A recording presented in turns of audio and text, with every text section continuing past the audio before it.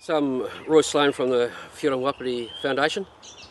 We undertake some community-based voluntary programs in the Wapiti area of Fiordland National Park, which entails about 70 kilometres of predator line to protect the blue ducks and various other indigenous species and birds in the area.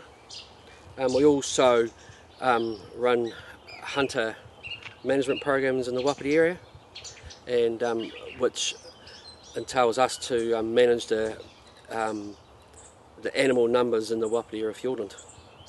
So that's really, I guess we remove around about 1,000 deer a year, which helps balance fauna and flora in there. So and also hunters are able to go in there with better quality animals to hunt because they're in lower numbers. We've been going for about 8 years now, and I think over the 8 years we've removed something like about 8,000 plus deer and numerous amounts of rats and stoats. So blue ducks are flourishing, and so is the environment, and so are the hunter numbers coming into Fiordland as recreation is a huge part of their business as well. And so I guess numerous amounts of money has been injected into the place from donations and sponsors over the years. We're probably into the millions of dollars now. A lot of people don't seem to know a lot about us, but yeah, we operate in Fiordland and just get on with our business, I guess.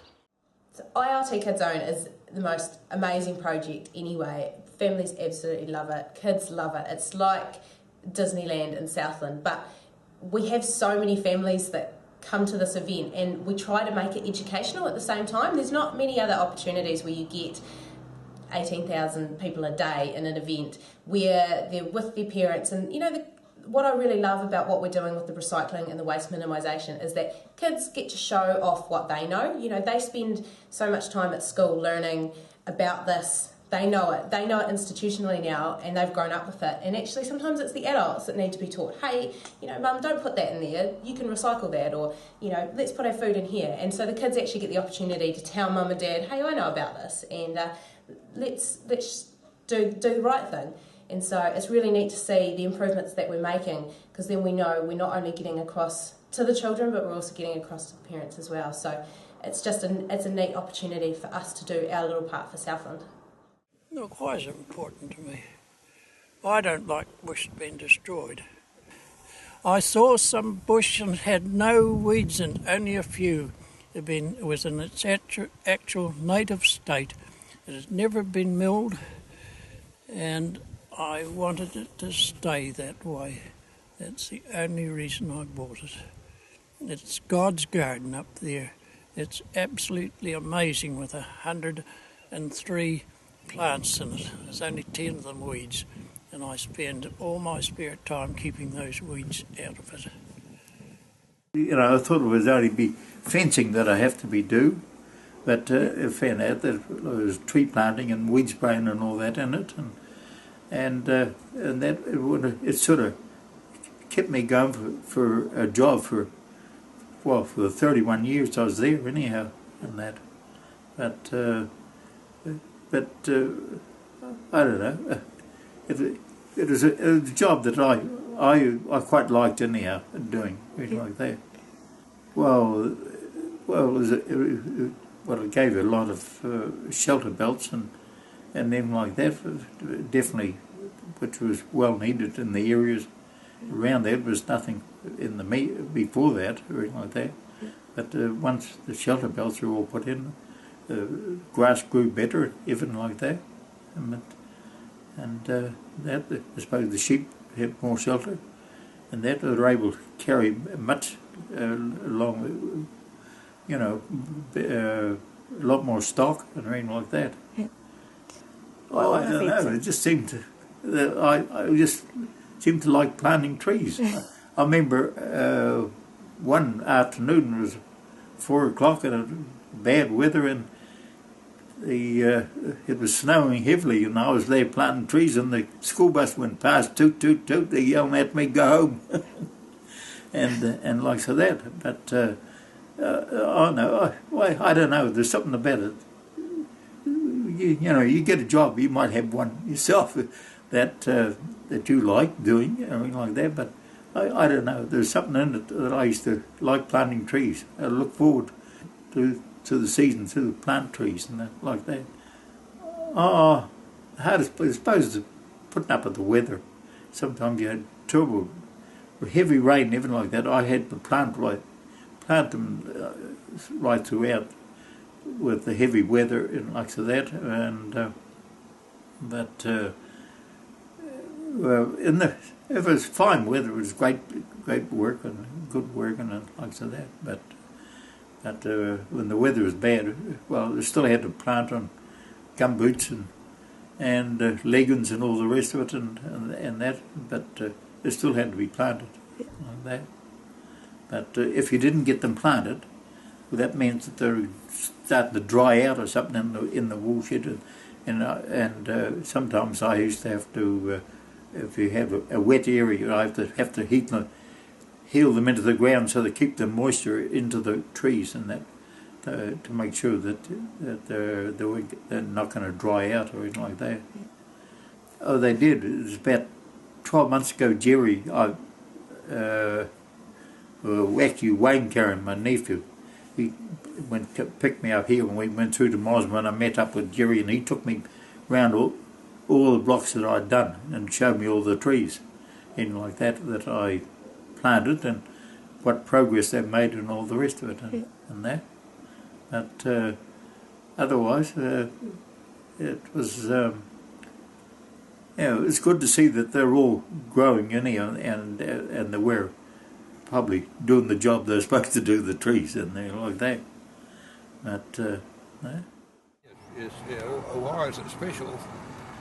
It's special for those, especially those that come, to get together and talk about things. It's also special because when we started off, there was no one in town really organised to pick up the commercial cardboard and newspapers, and we felt that we could turn this paper into something that could be of value to community, local community, and also we could enjoy each other's company. I suppose that was the way it was, and it sort of gradually expanded now to the stage of going from about 50 tonne to the operation started in a very small way back in about 1997 until we came to the shed that we got here in 2003. And then really it was a bit like it was getting out of control. But we're all getting older, but we still enjoy doing it, and it really gives us a thrill when we can provide, amenities for the town. Of course, we're all volunteers, and we enjoy the morning teas too, don't we? We sure do. Yeah. See, a lot of us are retired farmers too, which makes it so different. We didn't have anything to do when we came into Gorta when we retired, so this was a great chance to do something for the community, be able to still do our get up in the morning as we usually can as farmers, and we start work here at 7:30, 8 o'clock, and the companionship, and we're doing something good. Yeah. And that's what we want to do in the Lions. That we serve, and this time it's we serve the community and ourselves.